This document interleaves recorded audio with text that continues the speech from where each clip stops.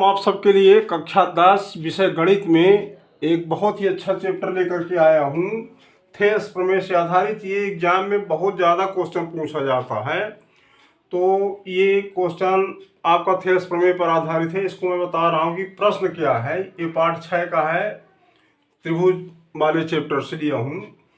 प्रश्न कहता है कि यदि कोई रेखा एक त्रिभुज ABC की भुजाओं AB और AC को क्रमशः D और E बिंदु पर प्रतिच्छेद करे तथा भुजा BC के समांतर हो, तो सिद्ध करना है कि भुजा AD बटे AB बराबर AE बटे AC होगा। ये हमको सिद्ध करके दिखाना है।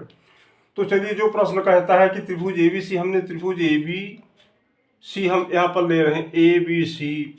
आप भुजाओं AB और AC को क्रमशः D बिंदु पर, तो AB को D बिंदु पर, AC को E बिंदु पर ये DE भुजा प्रतिच्छेद कर रही है। आप कहता ये है कि D और E पर प्रतिच्छेद जब करती है तो भुजा BC के समांतर होगी। कौन सी भुजा? DE BC के समांतर होगी। तो अब चलिए हम इसको सिद्ध करते हैं। तो सबसे पहले यहाँ पर हम थेल्स प्रमेय लिख देंगे। थेल्स प्रमेय है क्या? चूंकि इसी पर आधारित ये क्वेश्चन हल करना है। थेल्स प्रमेय कहता है किसी त्रिभुज के किसी एक भुजा के समांतर, कोई त्रिभुज, जैसे हम ABC एक त्रिभुज ले लिए, तो इसके भुजा के समांतर, अब इसके एक भुजा BC है, इसके समांतर हमने DE भुजा ले लिया। खींची गई रेखा अन्य दो भुजाओं को, अभी जो DE भुजा खींची गई है तो अन्य दो भुजा AB और AC को, दो भुजाओं को जिन बिंदुओं पर प्रतिच्छेद करती है, इन दोनों भुजाओं को जिन बिंदुओं पर प्रतिच्छेद करती है, वह बिंदु उन भुजाओं को, अब ये दोनों बिंदु इन दोनों भुजाओं को समान अनुपात में विभाजित करते हैं। क्योंकि ये भुजा और ये भुजा और दूसरा ये हो गया ये भुजा और ये भुजा, दोनों समान अनुपात में विभाजित हो गए। तो ये बड़ा इजी क्वेश्चन है, बड़ा सरल है। सबसे पहले हम लिख लेते हैं कि दिया है। तो दिया क्या है कि DE समांतर BC। अब ये DE समांतर है किसके? BC के। अब ये जो भुजा है तो इसके समांतर है। अब सिद्ध हमको क्या करना है कि AD बटे AB, यानी AD बटे AB बराबर AE बटे AE बटे AC, ये हमको सिद्ध करके दिखाना। तो चलिए अब सिद्ध करते हैं। सबसे पहले हम थेल्स प्रमेय के द्वारा उत्पत्ति इसकी लिख लेते हैं। क्योंकि ये जो बीच में समांतर भुजा BC के खींची गई है, तो AB और AC को समान अनुपात में विभाजित करती है। तो भुजा AD बटे DB बराबर हो जाएगा AE बटे EC। तो यहाँ पर हम लिख लिए कि AD बटे DB यानी AD बटे DB और बराबर AE बटे EC यानी AE बटे EC। ये हमने लिख लिया थेल्स प्रमेय। अब इस थेल्स प्रमेय का हम क्या कर देते हैं? विलोम। यही जो AD बटे DB है, तो DB को हम अंश में ले लेते हैं, AD को हर में ले लेते हैं, विलोम उल्टा हो गया, बराबर EC अंश में चला गया, AE हर में आ गया। अब विलोम कर लिए थे, समीकरण नंबर 2 प्राप्त हो गया हमको यहाँ।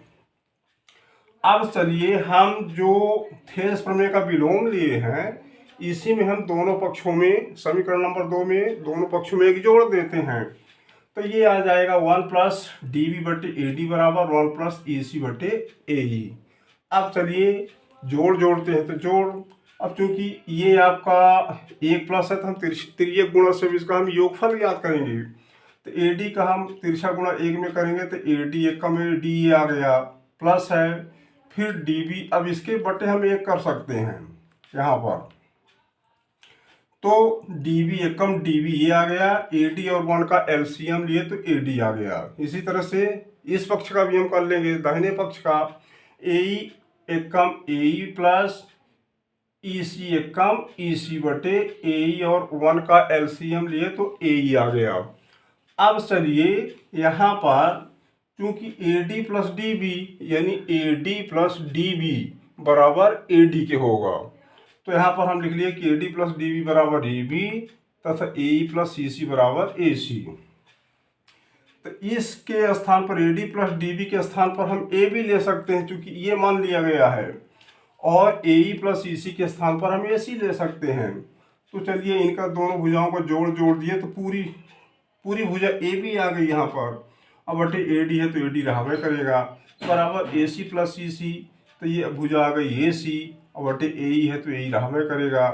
अब इन दोनों भुजाओं की जो ये समीकरण हमें प्राप्त हुआ तो इसी का फिर हम विलोम कर देते हैं, तो ए डी अंश में चला गया, ए बी हर में आ गया। अब हमारा मेन लक्ष्य क्या है कि ए डी बटे ए बी बराबर ए ई बटे ए सी हमें प्राप्त करना है। तो चलिए इसका विलोम कर देते हैं, तो ये ए डी ऊपर गया तो ए डी बटे ए बी आ गया। अब बराबर आगे दाहिने पक्ष को हम विलोम कर देते हैं, तो ए ई अंश में चला गया तो ए ई बटे ए सी। अब चलिए ए डी बटे ए बी, ए डी बटे ए बी और बराबर ए ई बटे ए सी, तो ए ई बटे ए सी हमें प्राप्त हो गया।